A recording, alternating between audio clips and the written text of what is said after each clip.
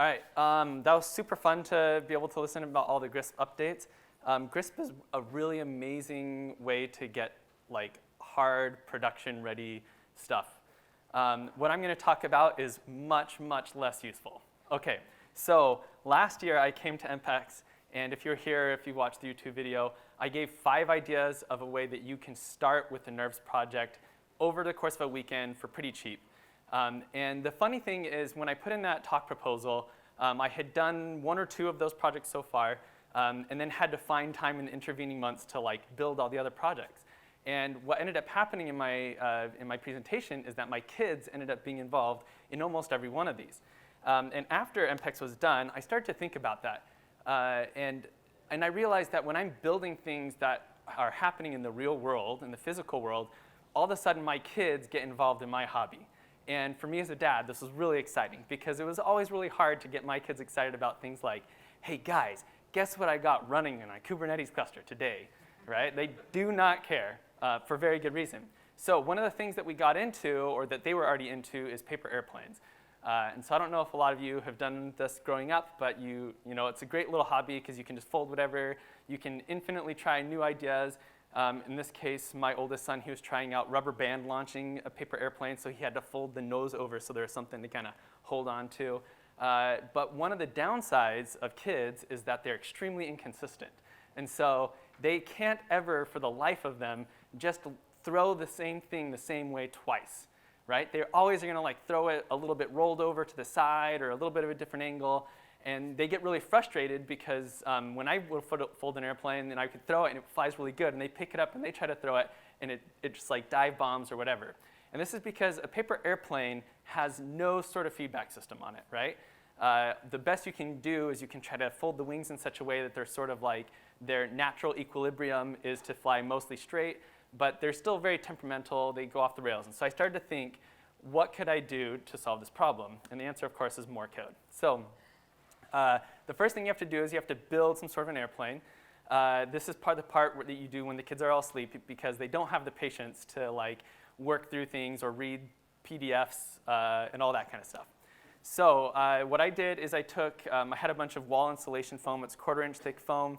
It's really cheap, and I happen to have it laying around. And so I just cut out some rough shapes, folded a few of them, hot glue gun, and voila, your airframe is sort of ready to go. So this little blue one that's on top of the big one, that's going to be our airframe. I'm targeting something that's a little bit bigger than a normal paper airplane because it's got to carry all the electronics on it. So I've like 20x the weight of a normal paper airplane. I need it to be a little bit bigger, but I want it to be something that's easily chuckable around by kids. So we're going to use a Raspberry Pi Zero. We're going to grab this sensor. So the sensor is really the key to this kind of a project. These sensors are really amazing. We're not going to go into any of the details for time reasons, but Bosch they provide these chips called the BNO055. And actually, if you look on the blue board, it's only that little black box that's right underneath where it says BNO055. That's the whole sensor. And everything else on that little board is just the supporting infrastructure to make it easy to plug into a Raspberry Pi or to other systems. And so we get that up, and it basically, inside that tiny little black box, it has a magnetometer, a gyroscope, and an accelerometer. And it also has a little processor which reads the raw data from all 3 of those, combines it to give you your orientation in 3-dimensional space. So it'll tell you whether you're pitched up, pitched down, whether you're rolling one way or the other, and also what your current heading is on a magnetic compass. So we're going to use those angles to try to make an airplane that when you throw it, it adjusts itself as it flies. And this way, even if a little kid throws it and they throw it different every single time, it'll still fly pretty well. So one of the things that's really fun, if you haven't done a Nerves project before, is that you end up building your box diagram in the real world. So once you decide on what are the pieces that you're going to put into this project, you can just line them up and start plugging them into each other, and you end up with this box diagram. So starting from the left-hand side here, you have a battery, basically the smallest battery that's more than 5 volts that I could find. That gets plugged into a little device that takes the fact that the battery voltage starts high and goes low as it's running, and it turns it into a constant 5 volts power supply for the Raspberry Pi. So then that feeds into the Raspberry Pi, which is running Nerves, and that is then plugged into the sensor right next to it. the little blue sensor, and they talk back and forth over a protocol called I2C. That library is already written for you, so you don't have to write a library there. And then finally, I need to be able to turn some little servos a little bit to the left and a little bit to the right to change my rudder or my elevator to change the orientation of my airplane. And also, there's already a library written for this called PigPyox. And so again, stuff you don't have to write yourself. Basically, this whole project was up and running pretty quickly once I had ordered all the hardware and waited for it to arrive. So you would start to install that inside of that little foam paper airplane. And then I wrote just a tiny bit of code. And essentially, the first version of this code, all it does is it said, however far off of the desired heading you are, so I'm expecting you to throw it due south, or I'm going to try to fly due south. However far off you are, I'm going to try to turn the rudder that many degrees to get you back on course. And this is a really bad feedback cycle. But the point of this project isn't to make the best possible flying airplane. The point is to have fun and to learn things with your kids. Or the point for other people might be something like just playing around with hardware and just get something running. And it turned out that this, once I had all the components and got it all hooked up, this was about 3 hours of work with a lot of tinkering on the shell. And 100% agree with Pierre. Being able to have a shell that interacts with your hardware is an amazing development experience compared to any other kind of hardware project that you can possibly do.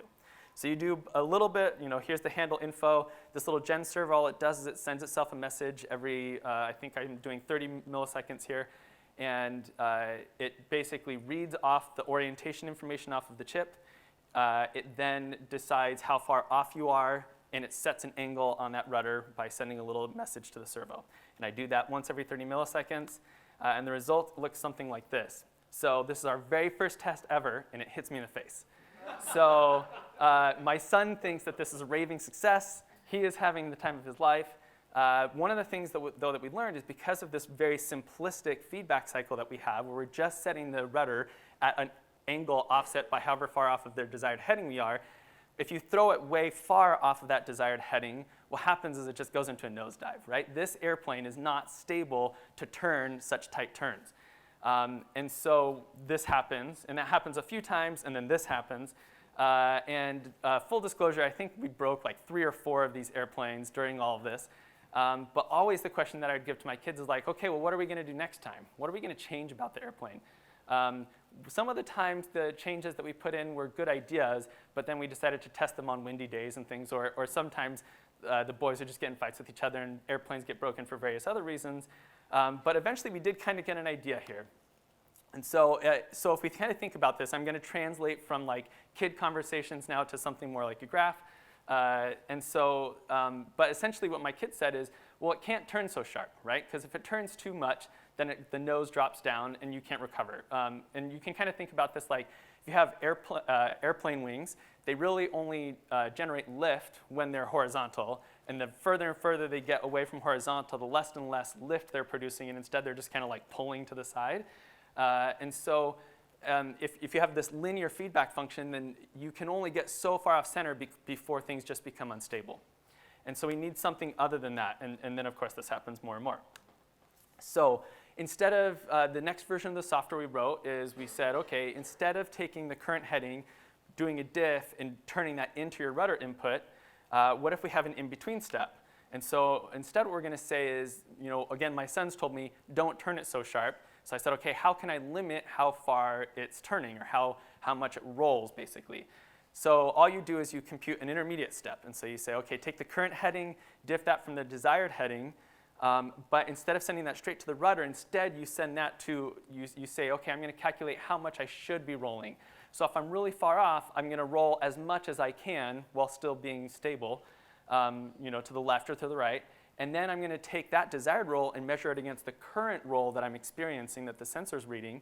And I'm going to make a rudder change depending on that. So I'm deciding how much I want to roll, not how far to put the rudder over.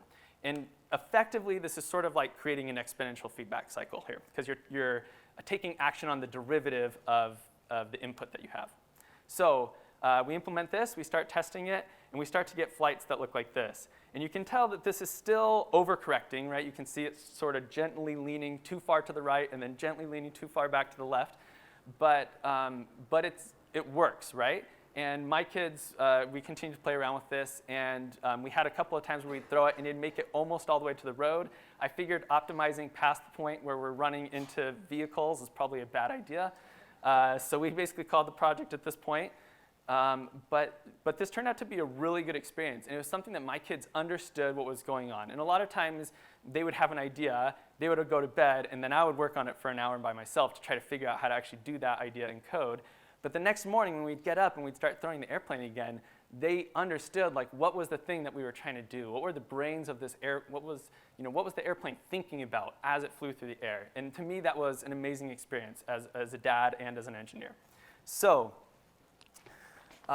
Demo time. All right.